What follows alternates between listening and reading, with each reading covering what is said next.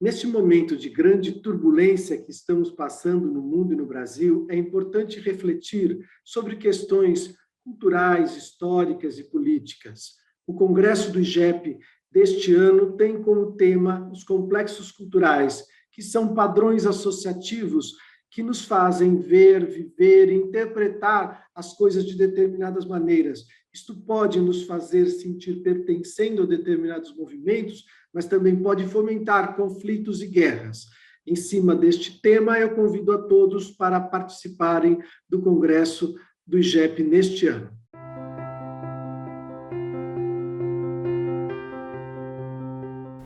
Oi pessoal, espero que vocês estejam bem. Hoje eu queria trazer para vocês um pensamento, uma reflexão sobre a ideia da procrastinação. Esse é um tema cada vez mais presente na nossa contemporaneidade, tanto no sentido de uma repetição, né? Um hábito, um comportamento que se repete nas pessoas, que é procrastinar, especialmente nas redes sociais, vou falar um pouco mais sobre isso. E por outro lado, técnicas que a gente vê por aí, também nas próprias redes sociais, que dizem que você deve combater essa procrastinação, formas de combater com essa procrastinação. Antes de mais nada, eu queria trazer rapidamente aqui um pensamento da contemporaneidade, que é do pensador, filósofo Byung-Chul Han, quando ele fala, especialmente em dois livros mais recentes, que são A Sociedade do Cansaço, mais conhecido, talvez o livro mais conhecido dele, que ele vai falar do sujeito do desempenho, que o tempo todo parece querer performar, está sempre numa atividade constante em tudo que faz na vida, né? Não só no trabalho especificamente.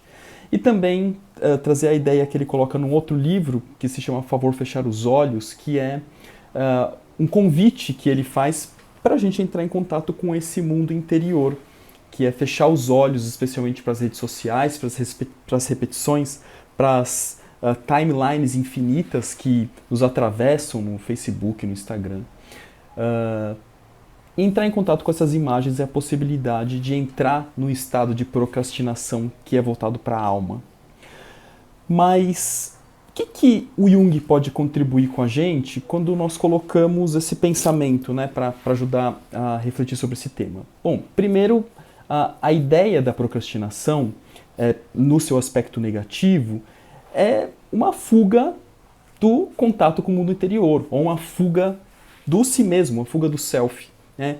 De um ego que vai ficar entorpecido pelas imagens externas, porque assim, quando a gente pensa em procrastinação, na maioria das vezes, nesse momento atual, ele tem muito a ver com celular, com telas, com a maratona das séries que o pessoal faz, né?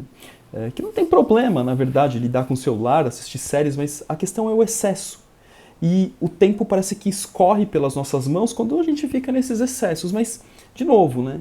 Que consciência é essa que se relaciona com as telas, com os excessos e com a procrastinação, com a preguiça, né? Com a ausência de vontade de fazer outra coisa que não aquilo que precisa ser feito naquele momento. O que nos apresenta, assim, numa reflexão inicial, é essa ideia de fuga do self, de voltar-se para a alma, de entrar em contato com esse mundo interior e encontrar sentido naquilo que faz, mas um sentido mais profundo. Não só o sentido da materialidade, não só o sentido do desempenho, não só o sentido da necessidade de se fazer algo porque se faz algo, sem uma reflexão aprofundada sobre isso. Pelo menos essa ideia junguiana por trás disso. E um outro ponto que me parece que é uma espécie de anestesiamento. É como se eu quisesse me anestesiar do mundo interno, do inconsciente, de entrar em contato com a sombra, entrar em contato com os complexos que o tempo todo estão sensibilizando a consciência e querendo de alguma forma se realizar, ou de alguma forma querem ser entendidos de alguma forma por esse ego, mas nesse momento de procrastinação, né, de telas, de enrolação, de uma preguiça sem sentido, é como se eu estivesse me defendendo de tudo isso, entrando nesse processo de anestesia, né, anestesia psíquica, que não permite olhar para esse mundo imaginal, criativo, que é o inconsciente. Mas a procrastinação em si não é um problema, né? O que eu quero dizer? Quando eu faço uma procrastinação que é voltada para a alma, que é voltado para o mundo interior, que é voltado para esse mundo imagético, aí a gente está falando de um ato criativo. Quantas pessoas, por exemplo, têm dificuldades de lembrar dos seus próprios sonhos, ou porque dormem mal, ou porque não entram...